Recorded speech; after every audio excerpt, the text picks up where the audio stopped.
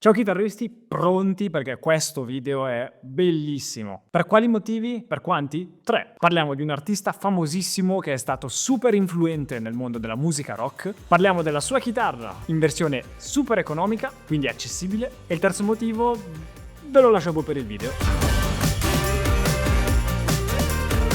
Allora, oggi siamo qui con una chitarra in stile Telecaster, direi, in maniera molto palese, ok? Una Telecaster che sembra una Telecaster qualsiasi, ma non è una Telecaster qualsiasi, perché si sta parlando della Harley Benton TE53,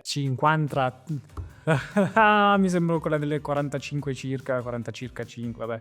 TE53 KR, ok? KR sta per Keith Richards, uno dei chitarristi più influenti nella storia del rock. Non ha bisogno di presentazioni, è famosissimo per la sua vita sregolata all'estremo, proprio alla rock and roll experience. Perché? Perché è un chitarrista che arriva dagli anni 60, se non prima. Cioè stiamo parlando di Keith Richards, che è nato nel 1943. Attualmente nel 2025 dovrebbe compiere 82 anni, quindi ha la sua bella età, la sua bella esperienza se l'è fatta, però sappiamo tutti che siamo nel momento storico in cui ci stiamo preoccupando di che mondo lasceremo a Keith Richards, perché lui a quanto pare è immortale.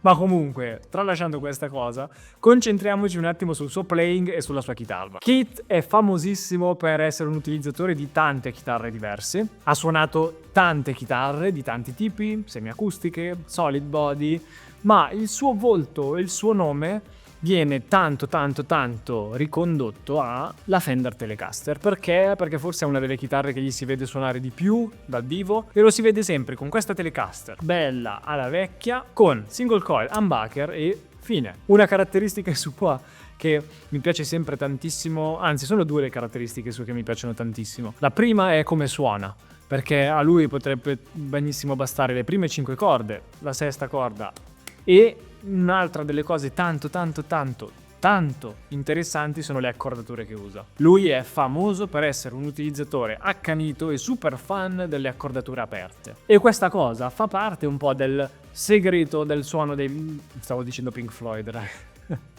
Dei Rolling Stones, che non ho ancora detto, cioè dai, chitarrista iconico, chitarrista dei Rolling Stones, cioè lo stavo dando per scontato, però meglio specificare. Comunque stavo dicendo, l'accordatura fa parte in maniera abbastanza integrante del sound della band, perché tutte quelle cose, quelle posizioni, quei voicing degli accordi con l'accordatura standard non sempre sono replicabili. Parliamo ad esempio di Start Me Up, una canzone iconica della band, una che io mi diverto anche tanto a suonare qui sul canale quando si parla di Telecaster. È una canzone che è fatta con l'accordatura Open G. G sta per Sol, semplicemente perché con le corde aperte, quindi suonando senza mettere le dita in nessun modo, solo suonando le corde così a vuoto, noi stiamo suonando praticamente un accordo di Sol maggiore. Perché? Perché le corde sono accordate così. La corda più grave accordata in Re, la corda di La diventa Sol, la quinta corda, poi abbiamo la quarta e la terza corda che restano così come sono, Re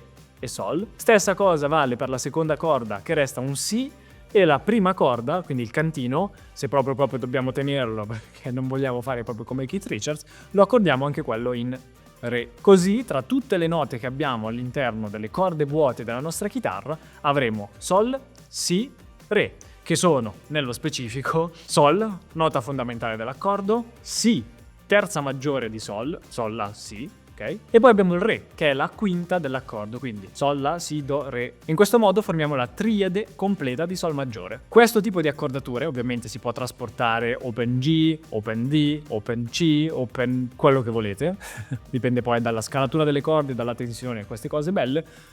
Questa accordatura dà un sound particolare, perché effettivamente, se ci pensate, con un dito noi possiamo suonare tutti gli accordi maggiori, e lì poi subentra il fatto di aggiungere le dita, creare variazioni, voicing. I voicing, per chi non lo sapesse, sono disposizioni delle note di uno stesso accordo per cambiare le note che cantano di più, quindi le note più alte, ma l'accordo resta lo stesso. Però cambiando la disposizione di queste note si ottengono delle sonorità un pochettino diverse, dei colori un pochettino più interessanti. Insomma, si cambia un po' la forma dell'accordo. Questa accordatura si presta molto a queste cose, ad esempio come Start Me Up. In quella canzone abbiamo il primo accordo che è un accordo maggiore. In questo caso siamo sul quinto tasto, quindi Se siamo Sol, avremo Sol, La, Si, Do.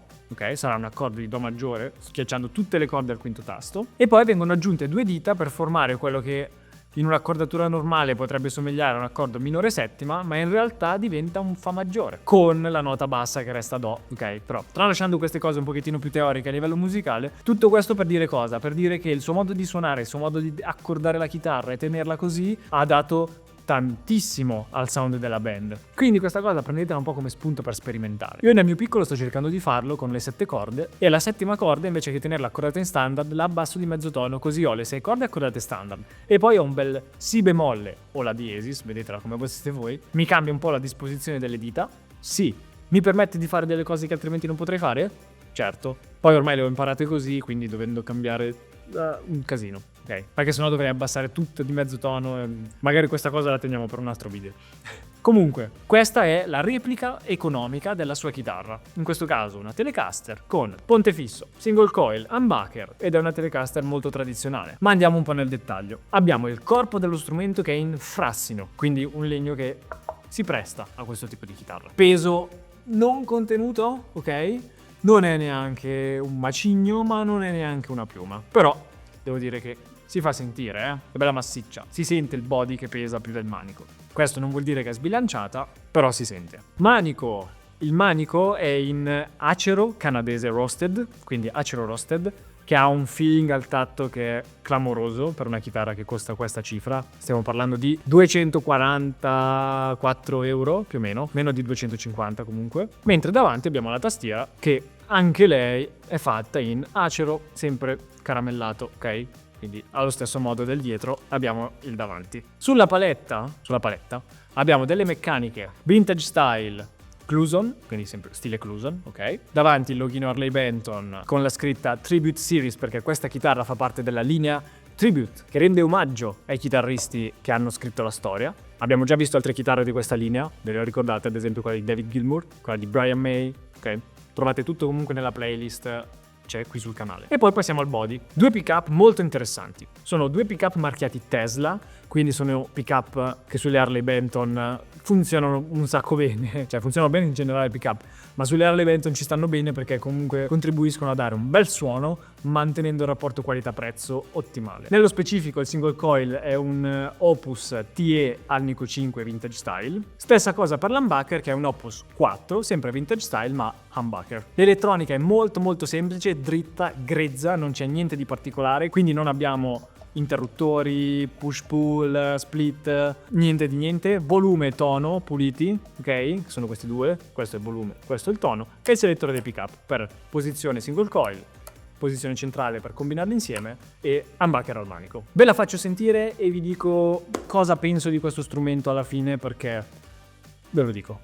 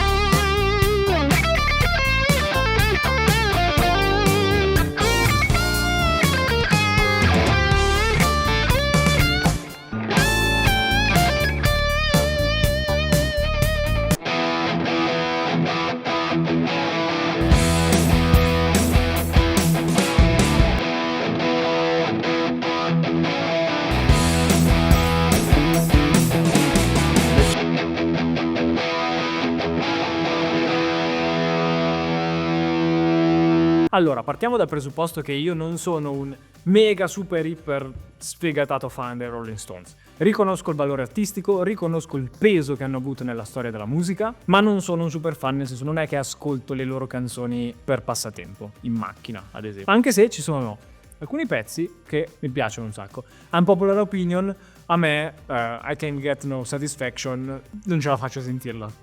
Investitemi qui sotto nei commenti, ma giuro io non dico più niente, se no peggioro solo la situazione. Mentre mi piace un sacco Start Me Up, ad esempio. Mi piace un sacco Jumping Jack Flash, che ho suonato svariate volte. E mi piace tanto anche It's Only Rock and Roll, But I Like It. Quella è una canzone che ho ascoltato tante volte, in realtà. Fine, la mia passione dei Rolling Stones si chiude qui. Comunque sono una band storica, ok? Hanno fatto la storia, è composta da personaggi che sono iconici, veramente. Keith Richards, Mick Jagger. Cioè, ragazzi, di cosa stiamo parlando? Stiamo parlando del rock and roll, del rock. Veramente, cioè pensate che cavolo hanno fatto questi nei loro anni per dare vita a questo movimento che dura ancora oggi.